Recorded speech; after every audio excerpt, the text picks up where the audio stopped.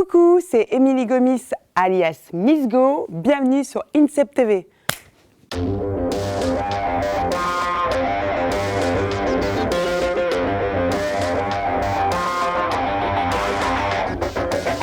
Bonjour à tous, bienvenue sur INSEP TV pour un nouveau numéro de Team INSEP, le mag d'actu de l'INSEP et des INSEPiens. Au programme de ce numéro, le carrefour de la performance, là où sportifs et entreprises imaginent ensemble leur avenir. On parlera aussi préparation avec le rugby à 7 et rééducation avec Émilie Gomis. Oui, elle ne passe pas inaperçue et c'est promis, on la retrouvera un petit peu plus tard dans l'émission. Mais dans l'immédiat, direction le plateau pour y retrouver Noémie et nos invités.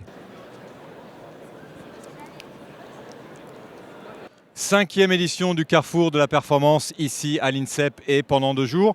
Objectif, conjuguer au futur les performances du présent. À mes côtés, Noémie Balthazar. Bonjour Noémie, ça va bien? Ça va très bien, merci. Bonjour Patrice, bonjour à tous. Et comme premier invité, Alexis Vastine, boxeur, médaillé de bronze au JO de Pékin. Bonjour Alex, bienvenue. Bonjour, sur Patrice. Le plateau d'INSEP TV. Pour bien comprendre ce que c'est que le Carrefour de la Performance, c'est une sorte de forum de l'emploi réservé aux sportifs de haut niveau. Alexis, toi tu bénéficies déjà d'une convention avec l'armée. Alors oui, depuis 2007, je suis engagé dans la défense et voilà, ce qui me permet d'être détaché à 100% pour m'entraîner, pour forcément les compétitions et même de rajouter des compétitions avec les championnats du monde militaire et les Jeux mondiaux militaires. Du coup, ça m'entraîne aussi à préparer pour les Jeux olympiques. Oui, parce que l'objectif pour toi, on en reparlera, ça reste les JO de 2016. Tout à fait, oui. Et donc, quand on dit détaché à 100%, ça veut dire que l'armée te libère complètement pour que tu puisses uniquement t'entraîner. Tout à fait, et de partir en stage, en compétition. Et de temps en temps, forcément, je suis amené à les rejoindre à Fontainebleau pour des rassemblements, pour de la cohésion de groupe. Mais sinon, oui, je suis détaché à 100% pour être performant sur mes compétitions. Et plus généralement, selon toi, pourquoi est-ce que les entreprises s'intéressent aux sportifs de haut niveau ? Parce qu'ils savent très bien, on n'est pas arrivé là en restant sous la couette et on a vraiment cette force de dépassement de soi, d'adaptation à toute épreuve, enfin des choses qui peuvent nous arriver à tous, comme les blessures, se remettre en question, repartir au combat, voilà, se relever, voilà, c'est ça qui est, je pense, qui est intéressant et surtout le dépassement de soi qu'il faut retenir, c'est ça. Alors quand on sait que tu es détaché à 100%, ça veut dire qu'aussi, une fois que ta carrière est terminée, l'armée peut te proposer des formations, du perfectionnement. Tout à fait, et c'est ça qui est aussi intéressant. Et c'est comme ici, le Carrefour de la Performance, c'est qu'on on met un petit pied, on va dire, dans l'après-carrière, l'après-vie, peut-être la vraie vie. Parce qu'on reste un peu dans notre bulle à s'entraîner constamment et on oublie quelque part ce qui se passe après, parce qu'une carrière de sportif, elle est courte et des fois elle est prématurée. Du coup, c'est les blessures, comme je disais, ça peut mettre un terme à notre carrière plus vite qu'on le pensait. Et faut savoir rebondir et trouver quelque chose dans quoi où on se sent autant performant qu'on l'a été dans notre carrière. Oui, c'est sûr qu'il faut rappeler quand même que peu de sports vont proposer la possibilité aux sportifs à la fois de vivre confortablement en tant que sportif et surtout, une fois la carrière terminée, ça n'a jamais été le cas pour la gymnastique rythmique, ça a pu être le cas pour la boxe, mais ça devient de plus en plus compliqué pour les boxeurs aussi. Bien sûr, au niveau de la carrière.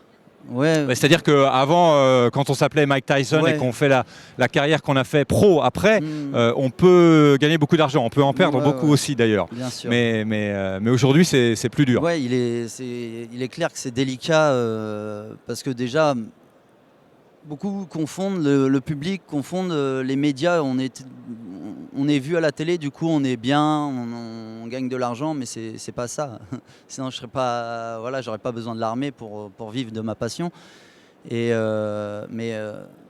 Après, la difficulté en boxe, elle n'est pas morte. Il y a des très bons boxeurs en France, mais après là il n'y a pas de médiatisation et pour connaître les gens, faut que ce soit diffusé. Et comment est-ce que ça se passe dans les autres pays ? dans les autres pays, déjà, c'est des nations fortes. Enfin, voilà, comme on peut aller en Allemagne, la Bundesliga, elle est en lutte, ça remplit des salles. En boxe, c'est pareil. Aux États-Unis, voilà, c'est un pays de boxe, les Anglais aussi. Je pense que la France, il y a aussi ce problème-là de ne pas valoriser assez les sports amateurs, je vais dire. Parce que tout part de là, c'est voir une carrière monter, grimper, et je pense que c'est ça quoi, qui manque en France. C'est pour ça que c'est une initiative comme le Carrefour de la Performance, c'est important pour toi?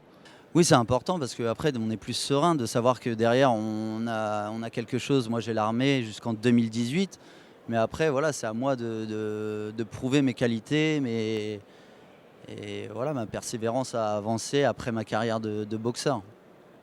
Justement, tu as eu le temps déjà de croiser des gens, de prendre quelques idées, de prendre quelques contacts, ou tu vas le faire après l'émission? Je vais le faire après, je ne vais pas vous mentir, je suis arrivé tout à l'heure, mais je suis resté avec mes collègues militaires. D'accord.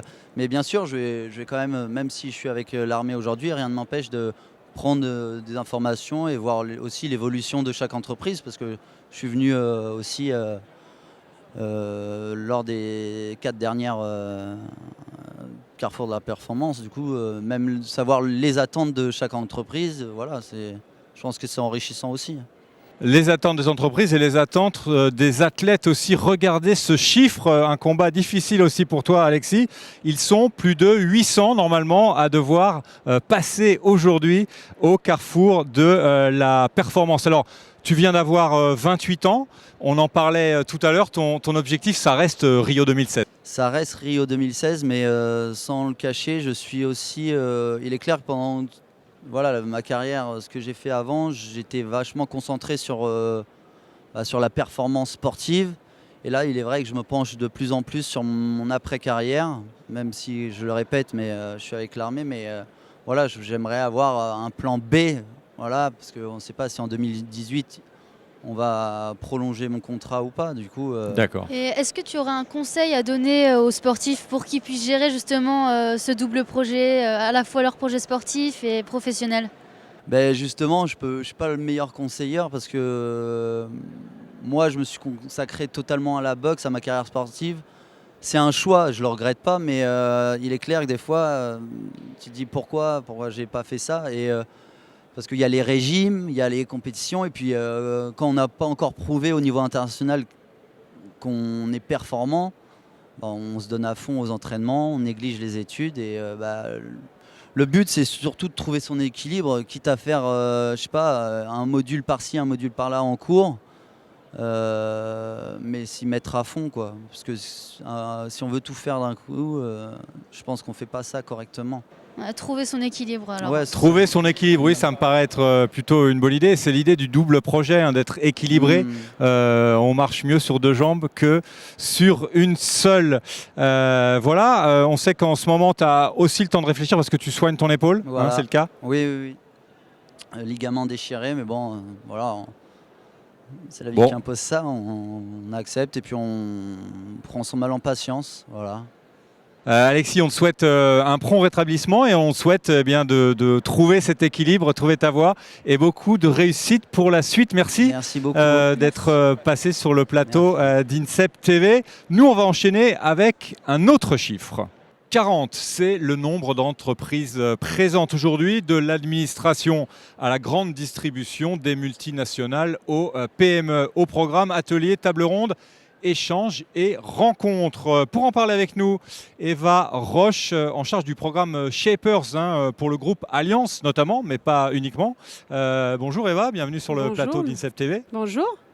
Alliance, on va parler d'un de vos clients, donc c'est avant tout un secteur de la finance et de l'assurance.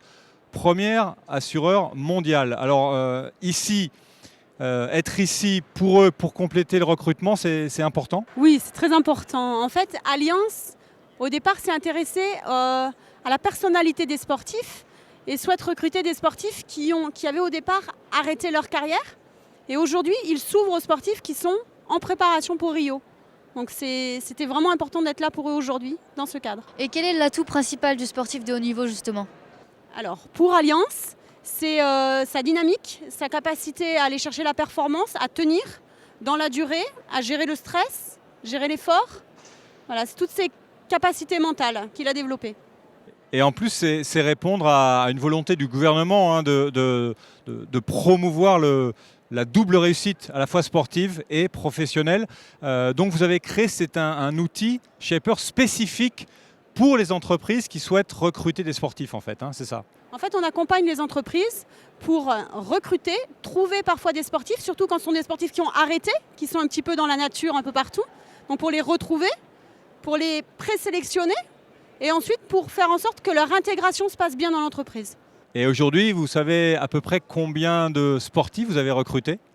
Alors, pour le client Alliance, aujourd'hui, on est à 15 recrues et donc on va en intégrer d'autres très prochainement. Et l'idée, par exemple, sur l'année qui va venir, l'année 2015, c'est d'en recruter combien à peu près? C'est 25 par an. Et vous allez dans tous les sports ou il y a des sports quand même que vous préférez? Absolument tous les sports. D'accord, C'est vraiment, encore une fois, la personnalité qui intéresse. d'accord. Et justement, vous avez déjà fait quelques rencontres intéressantes aujourd'hui à l'INSEP ou... Oui, j'ai parlé avec quelques sportifs qui sont justement en plein questionnement. Et on leur présente le programme.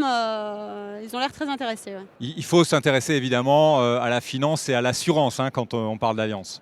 Je crois que pour Alliance, il faut vraiment s'intéresser à la finance, aimer les chiffres, aimer la relation avec la relation avec les gens. C'est très important. Alors, à propos de chiffres et de gens, on le sait peu, mais l'État s'engage aussi financièrement à aider les entreprises qui embauchent des sportifs. Oui, il y a en plus un petit coup de pouce donné par le ministère sur l'embauche des sportifs en préparation pour Rio. Donc c'est une convention, c'est un dispositif plutôt gagnant-gagnant, hein, entreprise sportive. Oui, la grande nouveauté de ce dispositif, c'est qu'il va être plus souple que ce qui existait jusqu'à présent. C'est-à-dire qu'on s'intéresse vraiment aux contraintes du sportif et on essaye d'adapter un emploi ou une découverte de l'entreprise. Alors il y a une dernière question qui est quand même intéressante, c'est l'embauche ou un contrat, une convention, c'est une chose. Est-ce que les sportifs sont des collaborateurs qui vont s'installer dans les entreprises et qui vont durer? Ah oui, si l'intégration se fait bien, le sportif, bien sûr, le sportif plutôt quelqu'un de stable et fidèle. Hein, s'il a persévéré dans son sport, c'est qu'il va s'intégrer et persévérer dans l'entreprise qu'il va intégrer. Oui, moi personnellement, je suis sportif de haut niveau, je ne veux pas non plus vendre les sportifs, mais je pense qu'il est très difficile de détourner un sportif de haut niveau de son objectif. Alors dans ce sens-là, je pense que ça peut être un très bon élément. Oui, vous avez raison. Ben oui, ça me paraît une bonne conclusion. Merci beaucoup.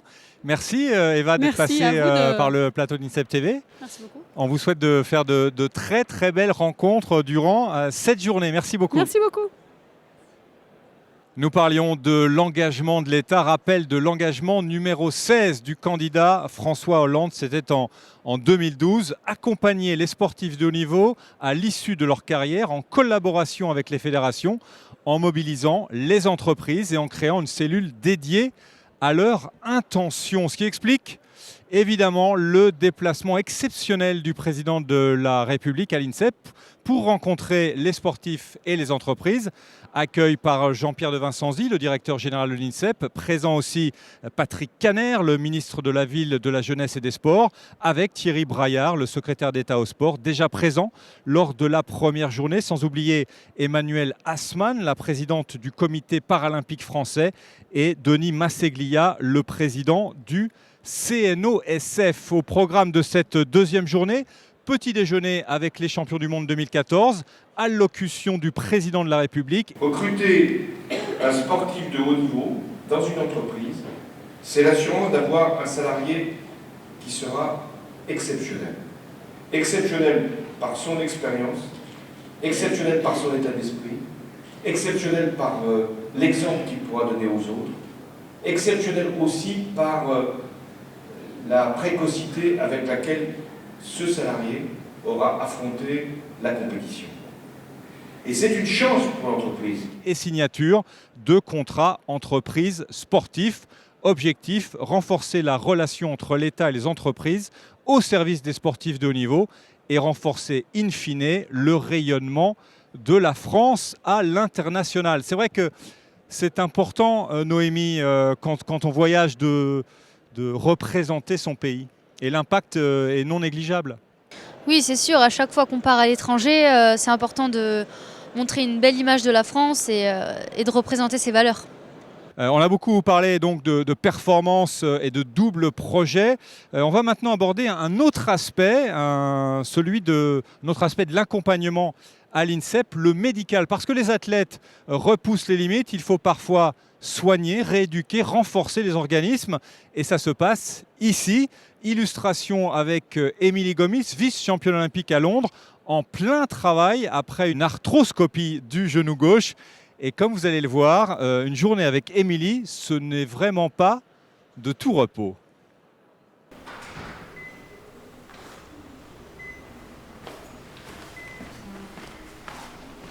Bonjour. Bonjour. Bonjour tout le monde. C'est juste pour échauffer un petit peu les articulations. Émilie est là pour 2h30 environ, quotidiennement, 5 fois par semaine.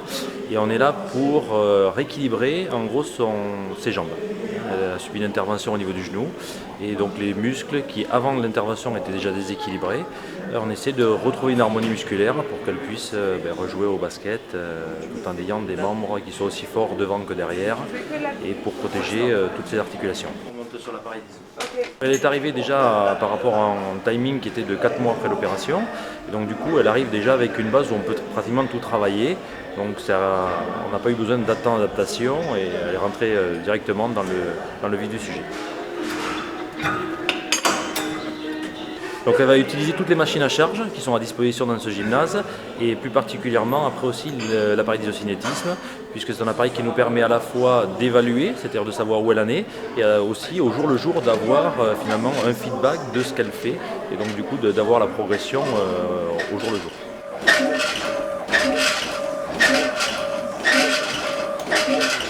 C'est chaud. Attention. En bas. C'est en bas là. Allez. Allez, allez, allez.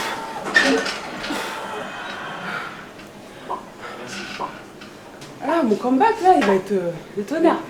Ah ouais, non mais tous les jours. Il me lâche pas. Il veut même pas me donner un week-end.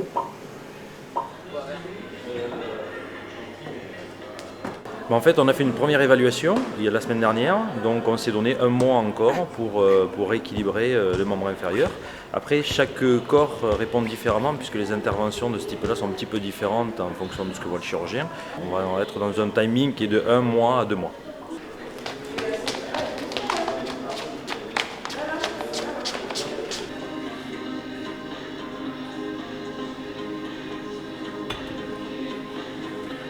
J'ai mon programme de la matinée, tous les exercices que je dois faire. Et là, je termine par le rameur, tout simplement.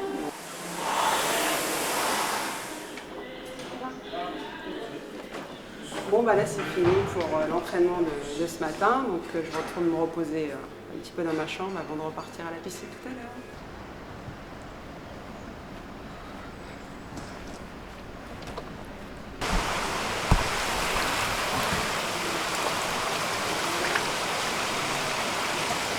La tête s'ouvre. Je vais aller au bain chaud. Ah, ça fait du bien. Ah là là, ça fait du bien après l'effort, le réconfort et tout. C'est juste parfait. Je vois quand même que ça évolue bien et que je travaille niveau cardio. Donc je pense à la suite des choses et je pense que ça bosse bien.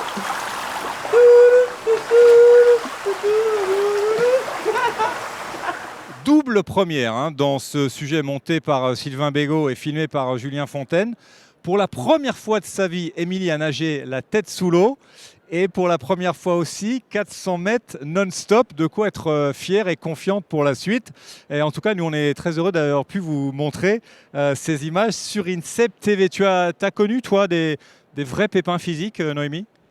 Je me suis cassé une fois le petit doigt en rattrapant un ballon. Mais sinon, non, jamais de vrais pépins. C'est plus musculaire, des petites tendinites ou des déchirures, mais jamais de vraies grosses blessures. Quelles sont les pathologies, les blessures les plus courantes quand on fait de la gymnastique rythmique? Alors justement, c'est surtout au niveau musculaire. Il y a quand même la fracture de fatigue qui revient, mais c'est jamais très très embêtant. La rééducation dans l'eau, tu as déjà fait, ça te tente? Oui, j'en ai déjà fait une fois, c'était à l'INSEP d'ailleurs. J'aimais pas trop ça, moi j'aime pas trop nager, mais voilà, ça a permis de me rétablir un peu plus vite. T'es mieux l'élément solide. Hein. Voilà. D'accord. Vous l'avez compris, pour Émilie, Noémie, comme pour les champions du monde qui ont déjeuné avec le président de la République, un seul objectif en tête, Rio 2016. Le moment de jeter un coup d'œil sur notre décompte olympique. Nous sommes à J-610. Autant dire, Noémie, que l'horloge tourne. Hein. Et oui, on y travaille tous les jours. Je sais bien, Rio, les filles du rugby à 7 y pensent aussi, car le rugby est de retour au JO. Oui, je dis bien de retour, hein, parce que cette discipline a déjà fait 4 apparitions. Regardez le tableau, 1900 à Paris, 1908 à Londres, 1920 à Anvers et enfin 1924 encore à Paris. Un titre pour l'équipe de France, un titre pour l'Australie, 2 titres pour les États-Unis. C'est vrai que c'était il y a très longtemps. C'est donc à 7, Noémie, que le rugby fait son retour dans la famille olympique. Prochain objectif, les 7 World Series à Dubaï. Et c'est à l'INSEP que les équipes de France souhaitaient parfaire leur préparation. Et à défaut d'avoir la météo de Dubaï, à l'INSEP, on a quelques bottes secrètes. La Thermo Training Room, histoire de s'entraîner dans des conditions de température et d'humidité proches de celles des Émirats arabes unis. On est autour de 40 degrés. L'idée est de reproduire des efforts semblables aux séquences sur un terrain. Les explications du préparateur physique des Bleus, Anthony Couder. L'idée, c'est de proposer à nos athlètes donc ces séances type acclimatation. Dans l'idée où sur le rugby à 7 et dans la perspective des Jeux Olympiques, tous les tournois en fait se jouent dans des destinations plutôt tropicales avec des climats assez chauds et parfois aussi beaucoup d'humidité. Et c'est le but en fait de faire des séances dans cette room qui nous permet à la fois de gérer et la température et l'humidité. Aujourd'hui, c'était une séance de répétition de sprint assez court. Donc on était sur du 5 secondes avec 15 secondes de récup. Elles ont fait chacune 2 blocs. Et en fait, cette séance-là, c'est entre guillemets la séance de base qui va évoluer au fil de la semaine. Alors en collaboration avec les chercheurs de l'INSEP, on essaie de travailler sur différents protocoles.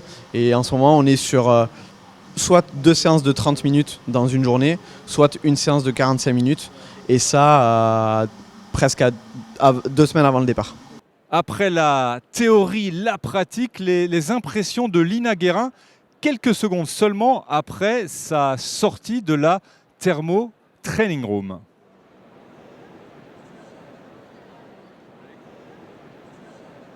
Là, on s'attaque vraiment à ce qu'on va subir sur le terrain, enfin, en termes de souffle, d'effort physique. Donc je pense que ce sera plus facile que quand on a été à Hong Kong. Parce que quand on a été à Hong Kong, le premier entraînement était vraiment difficile. Là, je pense qu'on sera mieux préparé. Moi, je préfère largement la chaleur que le froid. Vous l'avez compris, cet appareil a beaucoup d'avantages, sauf la taille. Difficile effectivement d'y faire entrer un terrain de rugby, je vous apprends rien. Qu'à cela ne tienne, des terrains il y en a, avec même pour les filles des adversaires particuliers. Les garçons, une opposition naturellement raisonnée, sans plaquage, sur des séquences de 4 fois 5 minutes pour travailler avec intensité les derniers réglages, prendre des derniers repères avant la compétition. Alors après Lina au chaud, Lina au frais, nous avons encore sollicité notre rugby woman préférée. Écoutez-la. On habite en France, malheureusement. Enfin, malheureusement, non, on est bien en France. Mais donc, il y a tous les climats, comme je vous l'ai dit hier. Et toute l'année, on s'entraîne comme ça. Donc, on ne peut pas s'entraîner en plus dans la thermo-training. C'est trop petit, comme on l'a vu. Donc, c'est très bien ici. Puis aujourd'hui, on a de la chance. Il ne fait pas très beau, mais il ne pleut pas. Donc, c'est bien. Anecdote, Lina qui pratiquait le handball a commencé le rugby à l'école et en UNSS. Et l'anecdote, c'est que ses parents n'étaient pas trop d'accord. Donc au départ, elle a un petit peu caché cette pratique. Mais j'imagine que ses parents sont très fiers aujourd'hui. Toi, Noémie, tu n'as jamais rien caché à tes parents? Non, mes parents m'ont toujours soutenue. Ils n'étaient pas forcément pour que je parte de la maison aussi jeune, mais ils ont écouté mon choix et ils m'ont soutenu jusqu'au bout. Donc. Et ils ont eu raison. Ouais. Hein, oui, bien sûr. Tiens, Noémie, tu es plutôt chaud ou plutôt froid, toi? Chaud, sans hésiter, parce qu'en gymnastique, c'est plus facile, on a les muscles qui sont plus souples, tandis que quand il fait froid, c'est plus difficile de s'échauffer. Donc voilà, chaud, sans hésiter. Et par définition, il n'y a pas de contrainte météo quand on fait de la gymnastique rythmique. Non, pas vraiment. Il arrive qu'on tombe dans des gymnases où ils mettent pas vraiment le chauffage, il fait un peu plus froid, mais sinon, c'est constant. Ce qui n'est pas le cas à l'INSEP. Vous êtes bien chauffé. On vous tiendra en tout cas au courant des résultats des équipes de France de rugby dans les semaines qui viennent. Les résultats, justement, on en parle. C'est la dernière partie de ce numéro avec les résultats les plus marquants de la quinzaine. On commence avec le tennis de table et une belle perf de Simon Gauzy à Stockholm pour l'Open de Suède. Il ne s'incline qu'en quart de finale face au numéro 1 mondial. Une perf qui le qualifie directement pour les prochains championnats du monde en individuel. Bravo à lui. Escrime maintenant, victoire de Gauthier Grumier lors de la deuxième étape de la Coupe du Monde épée messieurs à Tallinn en Estonie. Beau parcours collectif aussi pour nos épéistes, deuxième par équipe derrière la Corée du Sud. Ça valait bien ce superbe selfie. Natation maintenant, beau résultat des nageurs insepiens lors des France Petit Bassin à Montpellier. 5 titres, 3 pour Mathilde Sini, 50, 100 et 200 dos. Or aussi pour Jordan Coelho sur 200 papes. Et puis enfin, titre pour Paul Pijulet sur 200 dos. Enfin en basket, 10e journée de National 1. Les jeunes filles s'inclinent 63-47 à Brive. Et les garçons U18 s'imposent 91-65 sur le parquet de Paris-Levallois. Pas de compétition tout de suite pour toi, Noémie? Non, les prochaines grosses échéances sont en fin mars. Mais en attendant, c'est de l'entraînement. Beaucoup de travail. Entraînement. Un petit peu les fêtes de fin d'année quand même. Aussi, ça fait partie du truc. Oui. Très bien. Un visage pour terminer et un nom aussi, celui de Super Victor. C'est le nom officiel de la mascotte de l'Euro 2016. Vous le savez, l'INSEP est candidat pour accueillir une délégation pendant cet Euro. Plutôt une bonne tête, Noémie. Ça va, il a les sourcils un peu hauts, je trouve qu'il a l'air étonné. Mais... C'est parce qu'il est content, il est surpris. Je regarderai quand même où sont vraiment placés. Mais sinon, il est plutôt mignon, ça va. Bon, d'accord. Et il est validé par Noémie, donc tout va bien. Pour profiter pleinement d'INSEP TV, rendez-vous évidemment sur dailymotion.com. Voilà ce nouveau. Tu veux ajouter quelque chose, Noémie? Moi, je pense qu'avec tous ces résultats et tout ce qu'on vient de dire sur les sportifs qui est très positif, ça peut que donner envie aux entreprises de s'intéresser aux sportifs et à l'INSEP. Parfait, votre conclusion, c'est exactement ça. J'allais vous le dire, ce nouveau numéro de Team INSEP est maintenant terminé. Merci donc Noémie. Merci Patrice, de nous merci avoir à tous. accompagnés. Merci à tous ceux qui nous ont aidés à préparer cette émission. Rendez-vous sur INSEP TV dans 2 semaines avec une émission spéciale Soirée des champions. Je peux compter sur toi? Oui, avec plaisir. C'est vendu pour histoire de terminer l'année en beauté. En attendant, bon entraînement. Salut à tous.